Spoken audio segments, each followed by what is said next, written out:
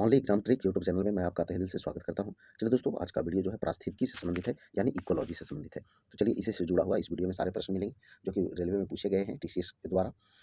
तो देखिएगा, स्टार्ट करते हैं पहले नंबर प्रश्नों से। तो देखिए, पहला नंबर प्रश्न जो है 1556 प्रश्न है और इसमें पहला क्वेश्चन क्या कह रहा है, डॉल्फिन के समूह को क्या कहा जाता है? डॉल्फिन के समूह को क्या कहा जाता है? तो पॉड कहा जाता है।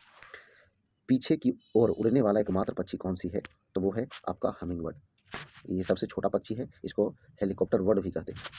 आगे देखिए, ऑक्टोपस के खून का रंग कैसा होता है? तो ऑक्टोपस के खून का रंग जो है आपका नीला होता है। आगे देखिएगा, पारिस्थितिकी तंत्र की संकल्पना को किसने परिभाषित किया था? तो परिभाषित किया था आर्थर टांसले। ट्रांसले लिखा है, टांसले होता है। आगे आइए, मगरमच्छ के बच्चे को क्या कहा जाता है? तो मगरमच्छ के बच्चे को हैचलिंग कहा जाता है, ऑप्शन डी। शब्दों के 4 जोड़े दिए गए हैं, इनमें से अलग जोड़े को ज्ञात करें। तो अलग जोड़ा जो है ज्ञात करना है, तो हैचर जो है बाइवी है, ये जो है गलत है, आपका अलग है। आगे, एक कर्णसिप्पी क्या है? एक कर्णसिप्पी क्या है? तो एक भक्षणीय समुद्री घोंघा। मनुष्य मेमेलिया स्तनधारी वर्ग से संबंधित है, जिसमें निम्नलिखित में से एक नहीं आता है, वह कौन है? तो जिसमें एक नहीं आता है वो है छिपकली। कवक विज्ञान क्या है? तो कवक विज्ञान क्या है? तो यह जो है कुकुरमुत्ता का अध्ययन है, कुकुरमुत्ता का अध्ययन। आगे देखिए, किस प्राणी के जीनोम को नवंबर में प्रकाशित किया गया था, जो 10 वर्ष तक बिना भोजन पानी के जीवित रह सकता है और मांस मॉस पिगलेट के रूप में भी जाना जाता है? तो यह जो है टार्डीग्रेड, ऑप्शन सी। साइबेरियाई आइबेक्स क्या है? साइबेरियाई आइबेक्स क्या है? तो बड़ी और भारी बकरियां, ऑप्शन डी। हाल ही में पता चला हिमालयन हिमालयन फॉरेस्ट थ्रश नामक पक्षियों की प्रजाति में पाया गया था, मतलब कहाँ पाया गया था? तो उत्तर पूर्वी भारत में, ऑप्शन बी। निम्नलिखित में से कौन सा नव विकसित हरे गैस विषैले सेलुलोज एरोजेल के संबंध में सच है, यानी कि सही कह रहा है कौन? तो बेकार कागज से बना, ऑप्शन बी। कार्बन क्रेडिट से आप क्या समझते हैं? कार्बन क्रेडिट से आप क्या समझते हैं? यह अनुमानित दिए गए कार्बन उत्सर्जन और वास्तव में कार्बन उत्सर्जन उत्सर्जित किए गए के आधार पर संस्था को सम्मानित किया गया क्रेडिट होता है। इसका कारोबार भी किया जा सकता है। तो ऑप्शन बी जो है इसका आंसर है। नीचे दिए हुए शब्दों के लिए जोड़ियों में से 3 कुछ तरीके से एक जैसे हैं और एक जो है अलग है। कौन सी जोड़ी बाकी जोड़ियों से अलग है, उसका चयन करना है। तो देखिएगा, बायोलॉजी और बॉटनी। आ गई, भारत के किस राज्य में अरबीथिट्टू वन्यजीव पशु विहार स्थित है? तो ये जो है आपका कर्नाटक में, ऑप्शन डी। टैक्सोनॉमी मूल रूप से संबंधित है, तो टैक्सोनॉमी मूल रूप से संबंधित है जैव विविधता से, ऑप्शन ए। आगे देखिएगा, बहुविखंडन द्वारा उत्पन्न होता है, तो बहुविखंडन द्वारा उत्पन्न होता है तो प्लेनेरिया। परिसंचरण तंत्र के बारे में निम्न में से कौन सा कथन सही नहीं है, मतलब कि गलत कह रहा है? तो केवल रक्त ही श्वेत प्रवाही संयोजक है, तो यही गलत कह रहा है। निम्नलिखित में से उस विकल्प का चयन करें जो उक्त समूह से संबंधित नहीं है, मतलब कि भिन्न है। तो भिन्न जो है आपका बस्टर्ड है, ऑप्शन ए। आगे देखिएगा, केवल समुद्र में पाई जाने वाली मछली है, केवल समुद्र में पाई जाने वाली मछली है तो डॉग फिश, ऑप्शन ए। आगे देखिएगा, निम्न में से किस वर्ग में प्राणियों में सल्कों की कमी और त्वचा में स्लेम ग्रंथियां होती है? तो ये जो है उभयचर है। संभवतः प्राणियों का सबसे बड़ा समूह है, तो सबसे बड़ा समूह जो है आपका आर्थ्रोपोडा है। जानवरों के उनके पर्यावरण के साथ संबंधों के अध्ययन को क्या कहा जाता है? तो इकोलॉजी कहा जाता है। निम्नलिखित में से कौन सा संगठन विलुप्त प्राय प्रजातियों की लाल सूची बनाता है? लाल सूची बनाता है तो आईयूसी हर 2 साल में जारी की गई लिविंग प्लैनेट रिपोर्ट किस संगठन का प्रमुख प्रकाशन है? तो ये जो है world wide fund for nature, option D. आगे देखिएगा, पृथ्वी ग्रह का वह क्षेत्र है जहाँ जीवन मौजूद है, उसे कहा जाता है, तो क्या कहा जाता है? जैव मंडल कहा जाता है। आगे देखिएगा, निम्नलिखित में से कौन सा एक अजैविक घटक नहीं है? अजैविक घटक नहीं है तो हरा पौधा। कुछ जीव अकार्बनिक स्रोतों से प्राप्त साधारण खाद्य सामग्री का उपयोग कार्बन डाइऑक्साइड और जल के रूप में करते हैं। इन जीवों को क्या कहते हैं? तो इन जीवों को जो है स्वपोषक कहते हैं, ऑप्शन ए। खाद्य श्रृंखला के तीसरे पोषीय स्तर में निम्नलिखित में से किसे शामिल किया गया है? तो इसमें जो है द्वितीय उपभोक्ता को शामिल किया गया।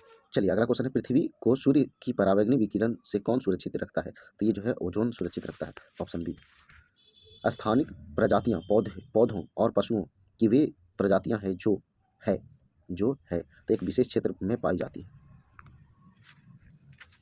निम्नलिखित में से कौन सी ग्रीन हाउस गैस के उत्सर्जन से संबंधित अनिवार्य सीमाएं तय करने वाले औद्योगिक देशों के बीच की गई एक अंतर्राष्ट्रीय संधि है? तो ये जो है क्योटो प्रोटोकॉल, ऑप्शन बी। निम्नलिखित में से कौन सी एक पर्यावरणीय चिंता नहीं है? तो पर्यावरणीय चिंता नहीं है ओजोन परत का बढ़ना। इनमें से कौन सा संगठन जलवायु परिवर्तन के प्राकृतिक, राजनीतिक एवं आर्थिक प्रभावों के साथ साथ उसका उद्देश्य परक वैज्ञानिक दृष्टिकोण प्रदान करता है? तो ये जो है आपका inter governmental panel on climate change. Inter governmental panel on climate change, option D. उष्मा संतुलन क्या है? उष्मा संतुलन क्या है? तो ये जो है पृथ्वी द्वारा अवशोषित आपतित उष्मा और विकिरण के रूप में बाहर जाने वाली उष्मा के बीच संतुलन, ऑप्शन सी। निम्नलिखित में से कौन से दो क्षेत्र भारत के प्रमुख जैव विविधता स्थल है? जैव विविधता स्थल है तो देखिएगा पश्चिमी घाट और पूर्वी हिमालय, ऑप्शन बी। आगे देखिएगा वह संकीर्ण क्षेत्र जहाँ भूमि, जल और वायु मिलते हैं उसे क्या कहा जाता है? तो उसे जो है जैव मंडल कहा जाता है, ऑप्शन सी। आगे देखिएगा क्लोरोफ्लोरोकार्बन से निकलने वाली गैस, कौन सी गैस ओजोन परत के लिए हानिकारक है? तो ये जो है क्लोरीन, ऑप्शन बी। इकोलॉजी शब्द किसने गढ़ा? तो इकोलॉजी शब्द जो है आपका अर्नस्ट हेक्केल, ऑप्शन डी। नासा के अनुसार पृथ्वी की भू सतह का कितना भाग वनाच्छादित है? तो ये जो है 30% भाग, ऑप्शन ए। बांस में फूल आना का कारण बनता है, बांस में फूल आना का कारण बनता है चूहों की आबादी में वृद्धि, ऑप्शन डी। सिमलीपाल जैव मंडल रिजर्व जो जैव विविधता के संरक्षण एवं वैकल्पिक आजीविका का संवर्धन करता है कहाँ स्थित है? तो ये जो है आपका उड़ीसा में स्थित है, ऑप्शन सी। जल किस प्रकार का संसाधन है? तो ये जो है चक्रीय संसाधन है, ऑप्शन ए। निम्नलिखित में ये कौन सी रसायन ग्रीन हाउस प्रभाव उत्पन्न होने के लिए उत्तरदायी है? तो ये जो है आपका ऑप्शन डी, यानी कि जलवाष्प, कार्बन डाइऑक्साइड, CFC। वर्ष 2011 से उच्चतम न्यायालय द्वारा किस कीटनाशक के निर्माण, बिक्री एवं उपयोग पर प्रतिबंध लगाया गया है जो मानव जीवन के साथ साथ पर्यावरण पर भी हानिकारक प्रभाव डालता है? तो ये जो है आपका एंडोसल्फान, ऑप्शन सी। आगे देखिए निम्नलिखित में से कौन सी ग्रीन हाउस गैस नहीं है? ग्रीन हाउस गैस नहीं है तो ऑक्सीजन नहीं है। निम्नलिखित में से कौन एक मृत जीवी कवक है? तो मृत जीवी कवक जो है आपका पेनिसिलियम है, ऑप्शन डी। आगे देखिएगा साधारण पदार्थों से स्वयं भोजन बनाने वाले जीवों को कहा जाता है, तो क्या कहा जाता है? तो स्वपोषी कहा जाता है। आगे देखिएगा मृतपोषी पोषण क्या है? मृतपोषी पोषण क्या है? तो देखिएगा जीव अपना भोजन मृत एवं क्षयकारी पदार्थों से प्राप्त करता है, ऑप्शन डी। ऊर्जा अंतरण के 10% नियम का प्रतिपादन किसके द्वारा किया गया था? तो ये जो है लिंडमैन के द्वारा, रेमंड लिंडमैन, ऑप्शन सी। खारे पानी में रहने वाले मगरमच्छ कहाँ पाए जाते हैं? खारे पानी में रहने वाले मगरमच्छ कहाँ पाए जाते हैं? तो अंडमान और निकोबार द्वीप समूह, ऑप्शन डी। आगे देखिएगा किसी खाद्य श्रृंखला में ऊर्जा का औसतन कितने प्रतिशत भाग एक पोषी स्तर से दूसरे पोषी स्तर में अंतरित किया जा सकता है? तो ये जो है आपका 10%। आगे देखिए निम्नलिखित में से कौन सा जैव विविधता स्थल भारत में मौजूद नहीं है? तो वालासिया। निम्नलिखित में से किसे ट्री फ्रॉग के नाम से भी जाना जाता है? तो ये जो है आपका हाइला। डिब्रू सैखोवा जैव संरक्षित क्षेत्र कहाँ स्थित है? तो ये जो है असम में, इसमें डिब्रूगढ़ एगो है ना, तो असम में ही है।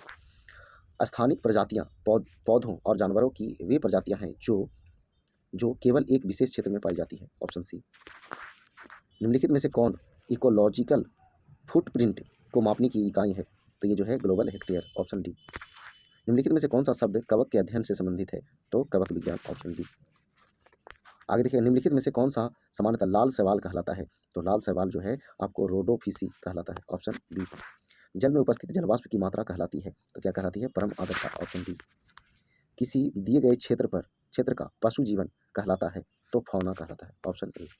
चलिए आगे देखिएगा सदाबहार शंकु वृक्ष मुख्य रूप से किस बायोम में पाए जाते हैं? तो ये जो है आपका वन बायोम, ऑप्शन बी। अगला क्वेश्चन है वायु द्रव्यमान में उपस्थित जलवाष्प की मात्रा को कहते हैं, क्या कहते हैं? तो आर्द्रता कहते हैं, ऑप्शन ए। किस बायोम में ऊंचे पर्वतीय क्षेत्रों में गर्म मौसम की छोटी अवधि के दौरान छोटे पौधे बहुत तेजी से बढ़ते हैं? तो ये जो है टुंड्रा बायोम, ऑप्शन सी। किसी वस्तु, प्रणाली अथवा दिग्विषय का प्रतिनिधित्व किसके द्वारा किया जाता है? तो ये जो है आपका वैज्ञानिक मॉडल के द्वारा किया जाता है। नदी जल में जैविक ऑक्सीजन मांग क्या होती है? जैविक ऑक्सीजन मांग क्या होती है? तो जल में स्थित साल्मोनेला की उपस्थिति की माप प्रदान करता है, ऑप्शन सी।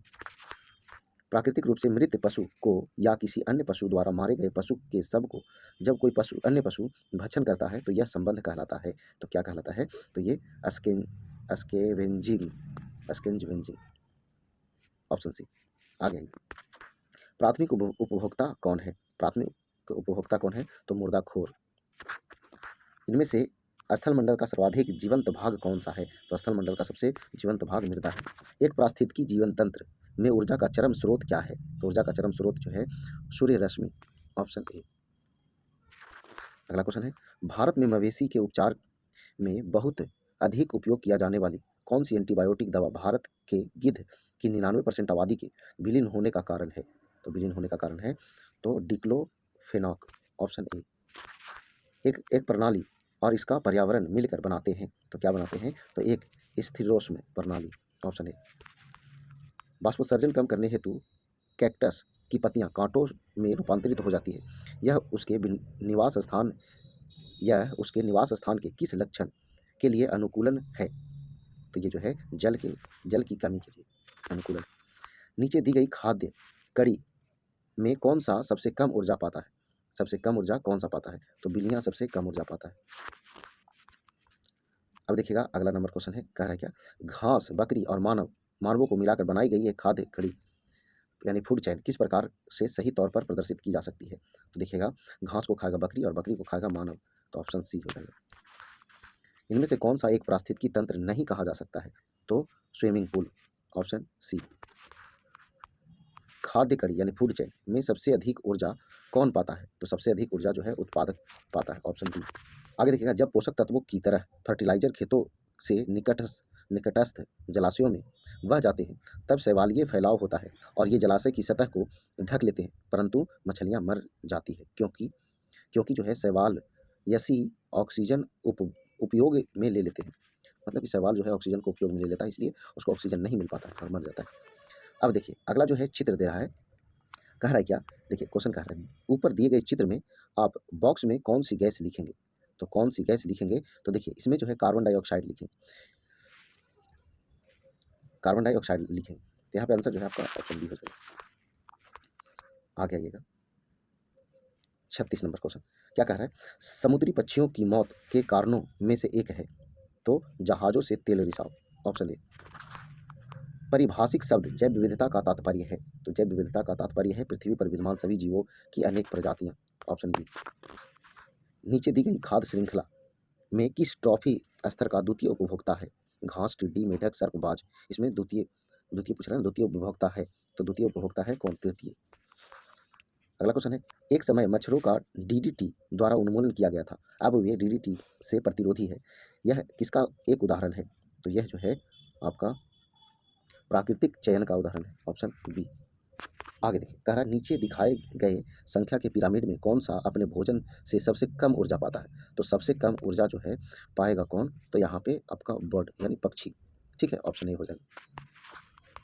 चलिए आ गई 41 नंबर, एक पारिस्थितिकी तंत्र में ऊर्जा का प्रवाह खाद्य श्रृंखला के माध्यम से होता है और यह है, तो यह है एक तरफा प्रवाह, ऑप्शन बी। प्रजातियों और भौतिक वातावरण के मध्य पारिस्थितिक उत्तराधिकार गति के संतुलन का अंतिम स्तर होता है, जिसे कहते हैं, तो जिसे जो है चरमोत्कर्ष पारिस्थितिकी तंत्र कहते हैं, ऑप्शन डी। निम्न में से कौन सा पौधा अपने मूल ग्रंथियों में पाए जाने वाले राइजोबिया जीवाणु के साथ परस्पर सहजीवी संबंध के कारण वायुमंडलीय नाइट्रोजन का स्थिरीकरण नहीं करता है? तो ये जो है गूलर, ऑप्शन डी। आगे देखिएगा अगला क्वेश्चन है, निम्न में से कौन सा जीवित जीवाश्म वृक्ष का उदाहरण है?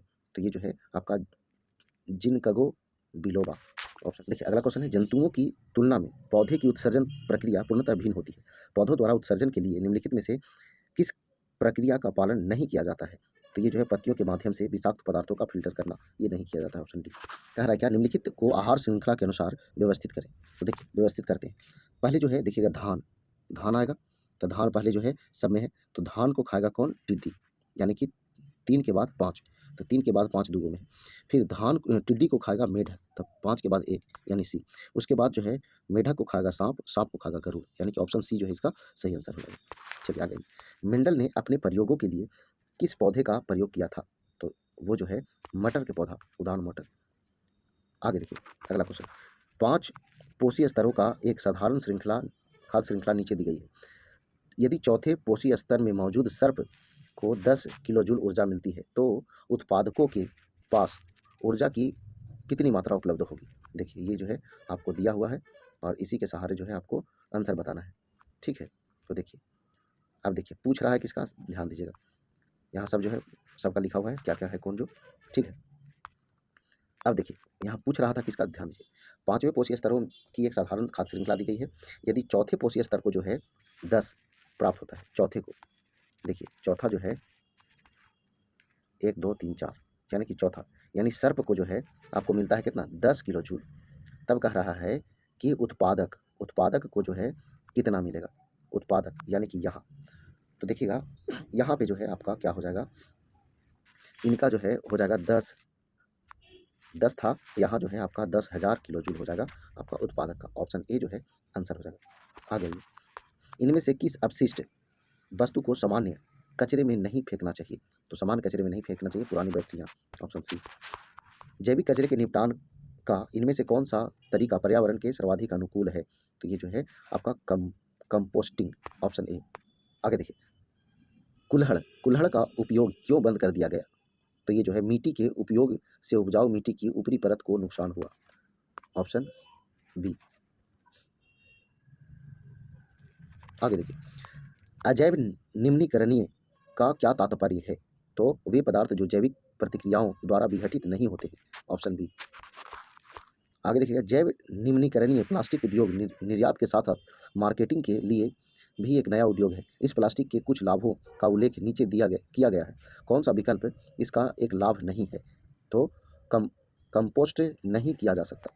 ऑप्शन सी ये नहीं। इनमें से कौन सा अपशिष्ट पर्यावरण को सबसे कम क्षति पहुंचाता है। तो ये जो है कागज के कप। Option A. निम्नलिखित में से कौन सा कथन किसी पारिस्थितिकी तंत्र में एक जैविक घटक के साथ अन्योन्याय क्रिया को दर्शाता है। तो ये जो है केचुए द्वारा मिट्टी में बिल बनाना। Option A. आगे देखिएगा अगला क्वेश्चन है, पर्यावरण के विभिन्न घटकों के बीच ऊर्जा के प्रवाह के संबंध में निम्नलिखित में से कौन सा कथन गलत है। तो हरे पौधे पत्तियों पर सड़ने वाली सौर ऊर्जा में से लगभग 10% का अवशोषित करते हैं। यही जो है गलत है। अगला क्वेश्चन है, देखिएगा, सार्वजनिक स्थलों पर चाय बेचने के लिए प्लास्टिक के कपों के स्थान पर कागज के कपों का उपयोग किया जाना चाहिए। तो कागज के कप जो है जैव निम्नीकरणीय होते हैं इसलिए। आगे देखिए, निम्नलिखित कथनों में से कौन सा सही है। तो सही कौन सा है, तो कागज जैव निम्नीकरणीय होता है। Option B. अजैव निम्नीकरणीय पदार्थों के बारे में निम्नलिखित में से कौन सा कथन सही है। तो सही है, अजैव निम्नीकरणीय पदार्थ पर्यावरण में बने रहते हैं। Option A. वन अधिकारी AK बनर्जी ने पश्चिम बंगाल के एक निम्नीकृत हुए जंगल को फिर से जीवित करने के लिए किस मॉडल का इस्तेमाल किया। तो किस मॉडल का इस्तेमाल किया, तो उन्होंने वन संवर्धन में स्थानीय लोगों को शामिल किया। Option B. आगे देखिएगा 61, स्वपोषियों की कुछ अभिलाक्षणिक विशेषताएं नीचे दी गई है। दिए गए कथनों में से कौन सा स्वपोषियों के संबंध में गलत है। तो देखिएगा, तुरंत उपयोग नहीं किए जाने वाले कार्बोहाइड्रेट ग्लाइकोजन के रूप में संग्रहित हो जाते हैं। Option D. इनमें से कौन सा ऊर्जा का एक पारंपरिक स्रोत है। तो ये जो है नाभिकीय ऊर्जा। Option C. आगे देखिएगा, जल जैसे प्राकृतिक संसाधन के संदर्भ में संरक्षण से क्या अभिप्राय है। तो संरक्षण से क्या अभिप्राय है, तो इनका प्रबंधन समझदारी के साथ करना। ऑप्शन डी जो है इसका सही आंसर है। आगे देखिएगा, खतरनाक अपशिष्ट के निपटान की सर्वोत्तम विधि क्या है। तो सर्वोत्तम विधि जो है भस्मीकरण या जलाना है। Option A. आगे देखिएगा, निम्नलिखित में से कौन से खनिज फसलों को कीटों से बचाने में सहायक होते हैं। तो कीटों से बचाने में सहायक होते हैं पोटेशियम, कैल्शियम और मैग्नीशियम। ऑप्शन डी जो है सही आंसर है। एक स्वपोषी पारिस्थितिकी तंत्र से क्या अभिप्राय है। तो क्या अभिप्राय है, तो कार्बनिक द्रव्य पीढ़ी दर पीढ़ी लगभग स्थिर रहता है। Option D. आगे देखिएगा, छोटे मांसाहारी या द्वितीयक उपभोक्ता स्तर पर आते हैं, मतलब किस स्तर पर आते हैं, तो तीसरे पोषी स्तर पर। Option B. रसोई में उत्पन्न होने वाले अजैव निम्नीकरणीय पदार्थ की पहचान कीजिए। तो दूध की थैली। Option C. चलिए अगला क्वेश्चन है, सामान्यतः प्राणियों की तुलना में पादपों को कम ऊर्जा की आवश्यकता होती है। इसके मुख्य कारण निम्नलिखित हैं। तो मुख्य कारण क्या है, तो आपका कूट भाषा में दिया हुआ है। ऊतकों के बड़े अनुपात में मृत कोशिकाओं की उपस्थिति, गतिशीलता की उपस्थिति। फिर कह रहा पादप अपना भोजन स्वयं संश्लेषित करते हैं। फिर श्वसन के दौरान पादप O2 मुक्त करते हैं। तो देखिए इनमें से जो है आपका 1 और 2 जो है सही होगा आपका बी, और बाकी जो है आपका गलत होगा। आगे देखिए अगला क्वेश्चन है, जैव निम्नीकरणीय पदार्थों के बारे में विचार करने पर इनमें से कौन सा एक उभयनिष्ठ गुण मौजूद होता है। तो वे सभी मूलतः जैविक होते हैं। Option B. चलिए दोस्तों, ये लास्ट क्वेश्चन है, जैविक अपशिष्ट निपटान की सर्वोत्तम विधि कौन सी है? तो सर्वोत्तम विधि जो है आपका भस्मीकरण है। देखिए दोस्तों, ये आपका पारिस्थितिकी तंत्र से संबंधित क्वेश्चन था। सभी क्वेश्चन जो है पूछे गए एग्जामों में है, जैसे कि लास्टिंग क्वेश्चन देख लीजिए 2022 ग्रुप डी में पूछा गया है थर्ड शिफ्ट में। तो चलिए, रिवीजन के लिए दे रहे हैं, रेलवे के सभी एग्जामों के लिए महत्वपूर्ण है। तो अगर वीडियो पसंद आए तो वीडियो को लाइक कीजिए, दोस्तों शेयर कीजिए। तो आज भर इतना ही। जय हिंद, जय भारत, वंदे मातरम।